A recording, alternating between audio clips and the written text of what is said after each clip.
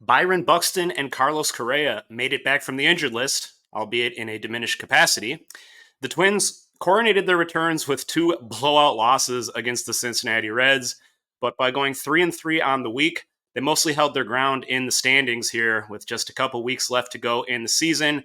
Twins remain a few games clear of missing the playoffs as they turn their attention now to a potentially season-defining road trip. The Twins trying to run out the clock here in the second half of September as we bring you a recap of the past week with the Twins Daily Week in Review podcast. Hello, everyone. How you doing? My name is Nick Nelson of Twins Daily, bringing you one of our final episodes of the season. Hard to believe we're already almost at the finish line, and the Twins just trying to hang on and make sure that the regular season finish line is not their finish line for this 2024 season. So let's take a look here at the past 7 days of action with a quick recap. You can also find this content on the website at twinsdaily.com.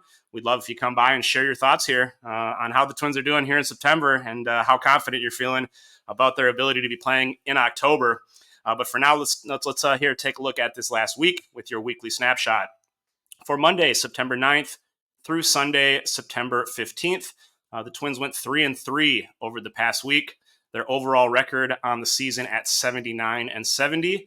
They were outscored by their opponents by 4 runs in the past week. Their overall mark on the season is a plus 34 run differential. And the Twins remaining in third place in the American League Central, now 6.5 games behind the Guardians, who, for all intents and purposes, have pretty much sealed up this division. Certainly the Twins not really in that mix anymore. Twins also 2.5 games behind the Royals for the second wild card spot and second place in the division. Still ahead of the Tigers and Mariners by 2.5 games. Ahead of Tigers by 2.5. As I record this, the Mariners are playing, but if they win, they will also be within 2.5 games. However, that's essentially a 3-game buffer for the Twins because they have tiebreakers over Seattle and Detroit. Let's take a look at the game-by-game results for the past week. Twins played 6 games. As I mentioned, they split those 6 games, went 3-3. Opened the week with a 6-2 loss. David Festa falling behind early against the Angels. Bats unable to find much of a spark in that one. They did find one the following day on Tuesday. Twins with a emphatic 10-5 victory as the sausage made its return to the dugout to much celebration. And the Twins were able to channel that momentum over to a series-clinching victory on Wednesday, 6-4. Bullpen taking over early in that one, holding a lead and securing a victory in the game and the series against the Angels. Had a day off on Thursday and came back with a weekend series at home against the Cincinnati Reds. Twins lost the first game 8-4. A grand slam from Cincinnati's impressive rookie Elly De La Cruz breaking that game open. A total deflating blowout loss on Saturday. Twins lost 11-1 in Carlos Correa's return to the lineup. He and Buxton both pulled midway through that game as the Twins were getting routed. And then on Sunday, the Twins were able to salvage a victory and avert the sweep, with the Bats coming alive in a 9-2 victory over the Reds. Some news and notes from the past week. With time running out on the season and minor league rehab assignments essentially out the window, the Twins activated 3 players directly from the injured list over the past week, throwing them into the fire as the team's season turns desperate. First up was Manuel Margot, the outfielder, rejoined the roster on Wednesday after recovering from a minor groin injury. Michael Hellman going back to the minors to make room for Margot. On Thursday, the Twins surprisingly activated Byron Buxton, which felt a little out of nowhere. He had been taking some pregame swings alongside Margot and Carlos Correa against minor league pitchers at Target Field. Austin Martin swapped out to make room, and then on Saturday, the Twins got back their all-star shortstop Carlos Correa, who bumped Deshaun Keirsey Jr. from the roster and back to AAA. Generally, the returns of Correa and Buxton would be viewed as huge news, and to an extent, they are. But I think the enthusiasm is tempered by the reality that these players are not fully healthy and they are going to be limited going forward, which has become immediately clear. Rocco Baldelli has been pretty open about this, talking about how, it's going to be a day-by-day evaluation here. And he said straight up, these guys are not 100% healthy. They're out here trying to help this team push across the finish line. They realize that it's now or never. But I do think that his handling of these players has already been indicative. Buxton and Correa both did start on Saturday, but as I mentioned, they were pulled in the 5th inning of that game once it became a blowout, and neither played on Sunday in that series finale as the Twins looked to avoid a sweep. Buxton did, however, make it through one full game on Friday, and he hit a home run, so that was nice to see. We'll see what their availability is like over this next week. With the Twins traveling and playing 7 critical games in 7 days, you certainly get the impression that those two were activated really with an eye on this upcoming road trip and probably this upcoming Cleveland series specifically. Highlights from a 3-3 week for the Twins. There have been some flashes of life from a lineup that has mostly struggled to remain above water here in September.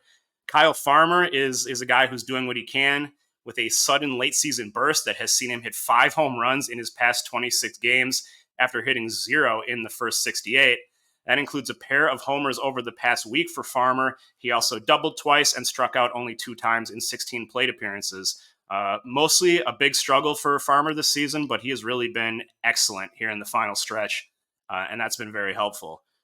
A few other players chipped in offensive highlights over the course of the week. We got another majestic blast from Matt Wallner, who has become the featured piece in Rocco Baldelli's lineups, I note.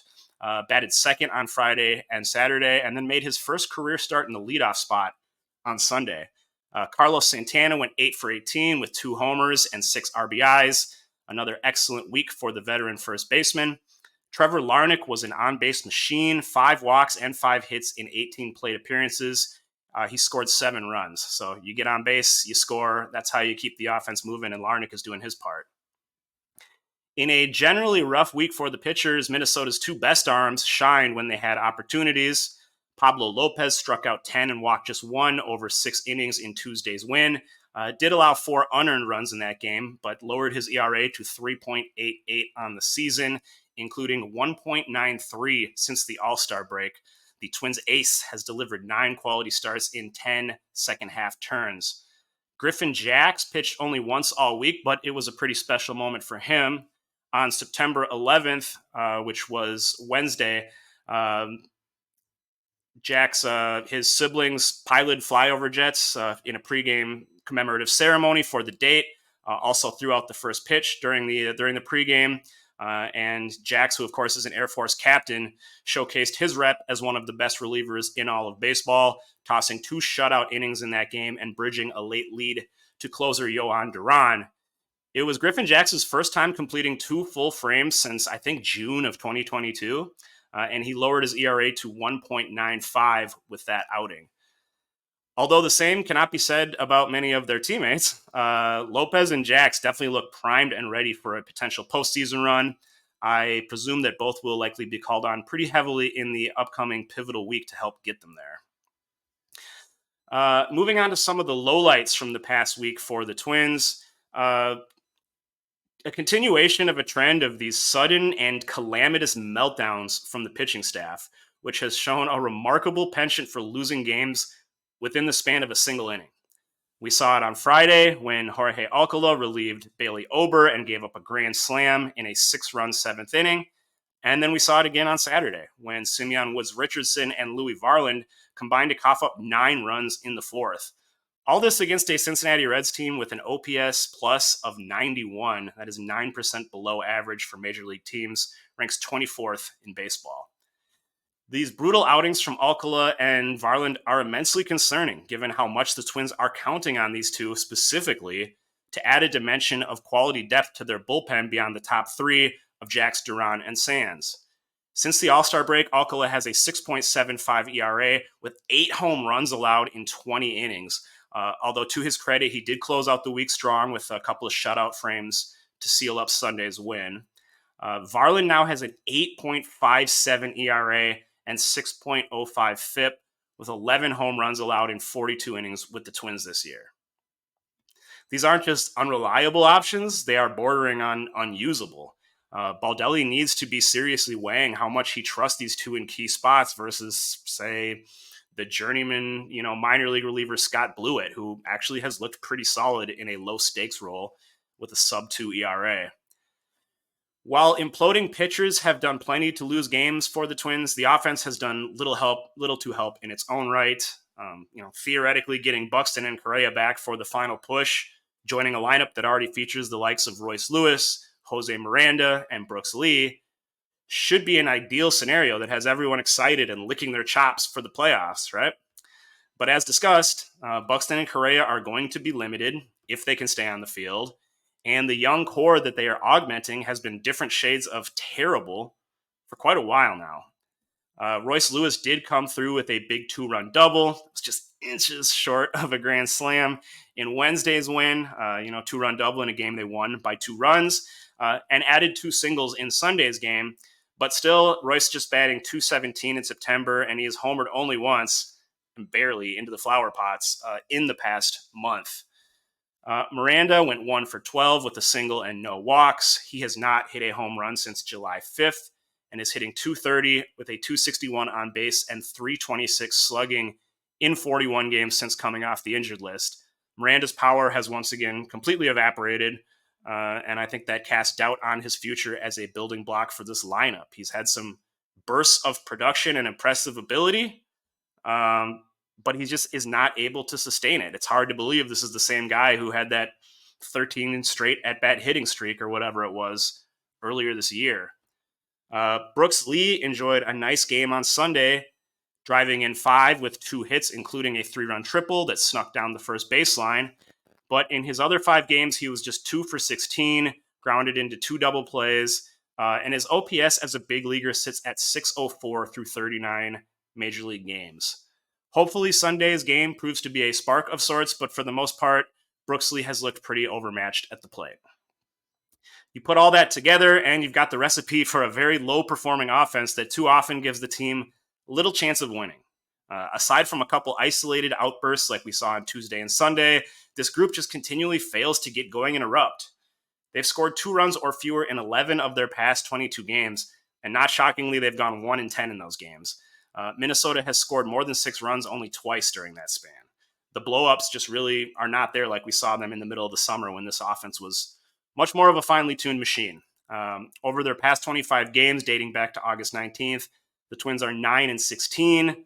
Only major league teams that have been worse are the Angels and White Sox. So, basically the worst teams in baseball is the level that the Twins have been playing at for about a month.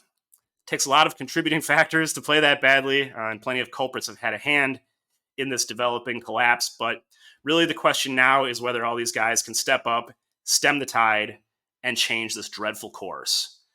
So with that, let's talk about our trending storyline as we turn the calendar to a new week. And really, there's no micro storyline worth talking about at this point. I think it's all on the line this coming week. Can the Twins survive this road trip through Cleveland and Boston with a lead in the wild card race, feeling good about where they're at heading into the final week of the season? That is the big question here.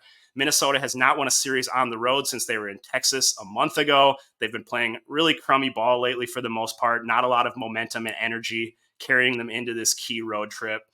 The good news, I suppose, is that the Guardians have cooled off in the second half compared to the first. And the Red Sox, despite being on the fringe of postseason contention, technically, have been about as bad as the Twins lately. I think if you look at that list of records over the past 25 games, they're not much better than Minnesota, which is why they've not been able to gain any ground and why we've seen Detroit and Seattle work their way into this thing now. There are 2 weeks and 13 games remaining on the schedule. The Twins are effectively trying to run out the clock and make it to the finish line with their postseason position still intact. The math remains in their favor. I think Fangraphs still has them as like an 85% chance to make the playoffs, but the Tigers are making a hard charge here with 6 wins in their past games, including an impressive series win against Baltimore over the weekend.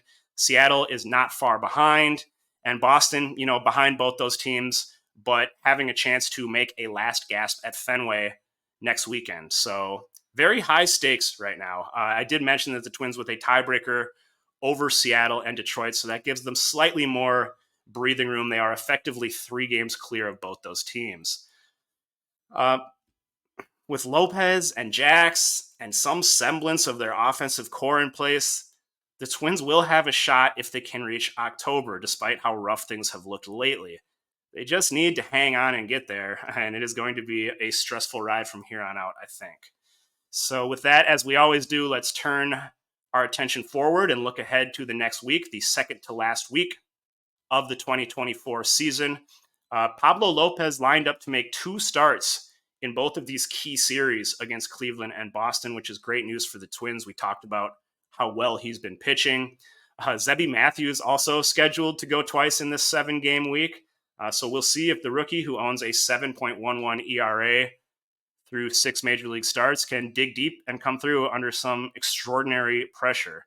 A look at the matchups in Cleveland and Boston. Twins playing 4 games against the Guardians at Guaranteed Rate Field.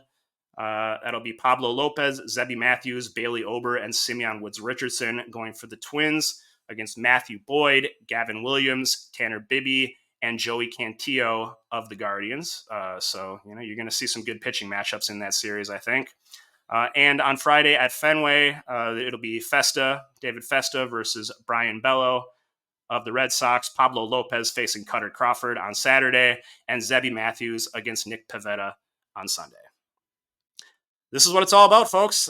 Twins still in position to make the playoffs. I do think it's going to be interesting to see what they can do if they can get there. They really need to bear down here and have at least a decent road trip against some pretty solid competition if they want to be feeling good about where they're at 7 days from now as they head into the final week of the season. But still, their fortune's very much in their own hands. It was a rough, ugly week at times, but I think when you take a step back, they went 3-3.